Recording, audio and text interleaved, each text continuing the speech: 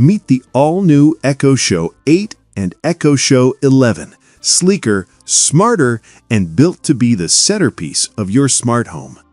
The first thing you'll notice, the design. Gone are the wedge-shaped bodies of old.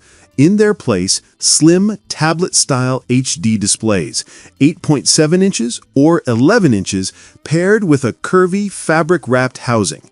It's a bold shift that looks more modern, more elegant, and easier to position in any room.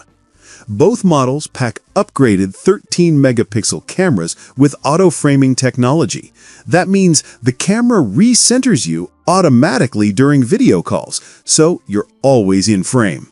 Unlike the Echo Show 10, there's no rotating base this time, but Amazon seems to think smart software is better than spinning hardware. And honestly, they might be right. On the side, you'll find tactile volume controls and a physical switch to disable the camera and microphones. Around the back, a simple barrel plug for power. No USB-C, which feels like a missed opportunity. And if you were hoping for wired internet, well, that's not happening without a workaround. The displays themselves are brighter, more colorful, and visible from nearly any angle, even in sunlit spaces. And under the hood, Amazon's new AZ3 Pro chip makes a real difference. Navigation feels fast, responsive, even smoother than Google's Nest Hub Max in side-by-side use. But the real story isn't just hardware. These devices are designed as the control hub for Amazon's smart home ecosystem. With support for Zigbee, Matter, and Thread, they can manage an entire network of devices.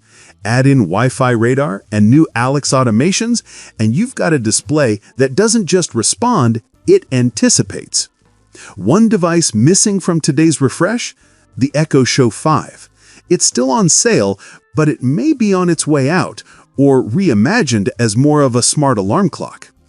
The Echo Show 8 launches at $180, while the larger Echo Show 11 comes in at $220.